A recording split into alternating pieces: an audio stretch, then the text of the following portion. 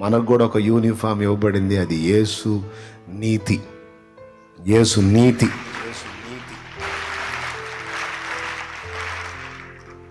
డ్యూటీలోకి వచ్చేటప్పుడు ఒక కానిస్టేబుల్ కానీ ఒక ఎస్ఐ కానీ ఆ యూనిఫామ్ లేకపోతే ఎవడు లెక్క చేయనట్టు, నువ్వు ఒట్టిగా పోయి మోకాళ్ళు వేయడానికి ట్రై చేస్తే సైతాన్ గాడు వచ్చి హడావుడి చేస్తాడు.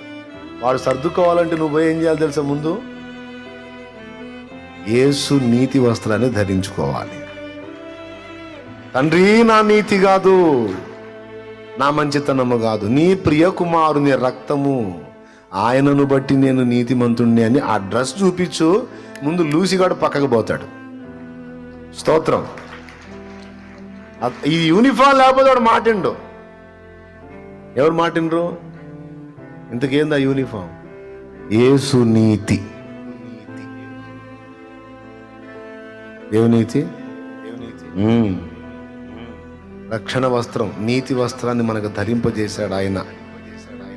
మనమైతే చెడ్డవాళ్ళమే కానీ ఇప్పుడు యేసు అనే వస్త్రాన్ని ధరించినందున ఇప్పుడు నీతిమంతులం. పరలోక తండ్రి మనల్ని అలానే చూస్తాడు. నీతిమంతుల లెక్కలో రాశాడు. ఎందరిని పిలిచానో వారిని ఎలా తీర్చాడంట? నీతిమంతులుగా తీర్చాడంట. మనం కూడా ప్రార్థనకి వెళ్ళేటప్పుడు మన నీతి క్రియలను ఎప్పుడూ ఆధారం చేసుకోవద్దు. ఈరోజు నేను ఏ తప్పు చేయకుండా మంచిగా ఉన్నాను కనుక ఇక నా ప్రార్థన దేవుడు వింటాడు అనే అలవాటు మంచిది కాదు.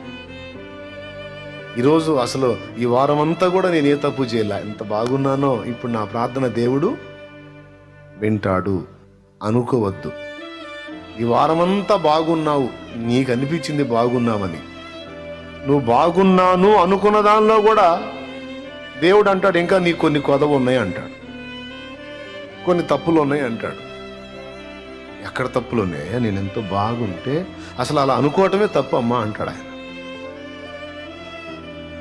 అసలు నువ్వు ఆ డైలాగ్ ఎత్తటమే నా ముందు తప్పమ్మా, చూస్తావా ఈ వారం మొత్తంలో ఏ తప్పు లేదన్నా ఎక్స్రే చేస్తా చూడని చూపించాడు అనుకో, కట్టాడు కనపడతాయి. స్తోత్రం. నీ కళ్ళకి నీకు అంతా బాగానే ఉంటుంది. ఎవరికి వాళ్ళ ఫీలింగ్, ఎందరి ఫీలింగ్ ఏంది? కాస్త ఎప్పుడన్నా ఒకసారి కానీ అసలు నా లాంటి మనిషి ఎవరు ఉన్నారు? నిప్పు గదు నేను, కాకపోతే అగ్గి లేదు బొగ్గుంది కానీ. స్తోత్రం. ఎవరికి వాళ్ళకి ఎందరి ఫీలింగ్ అదే. కానీ దేవుడు అగ్ని వంటి నేత్రాలతో చూస్తే అగ్ని నేత్రాలకు అర్థం అదే. నీ రహస్య పాపములు, నీ హృదయాంతరంగంలో ఉన్న ఆలోచనలు కూడా బయటికి తీసి చూపిస్తాడు. ఇది నీ బతుకని. కాబట్టి దేవుడి ముందు నకరాలు చెప్పండి పనికి రావు. ఎవరైనా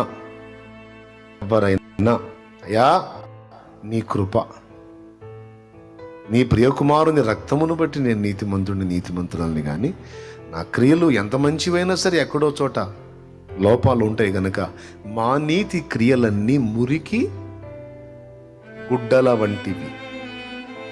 మురికి బట్టలు అన్నాడా, గుడ్డలు అన్నాడా? ఏమన్నాడమ్మా? క్లియర్గా ఉంది. మా నీతి క్రియలు ఏమై ఉన్నాయి? మురికి బట్టలు. మన నీతి క్రియలు దేవుని ముందు మలినంతో ఉన్నట్టు ఉంటాయంట. అందుకే మన నీతి చెల్లదనే తన నీతి, తన ప్రియకుమారుని నీతి మనకు ఆపాదించాడు ఆ నీతిమంతుడు.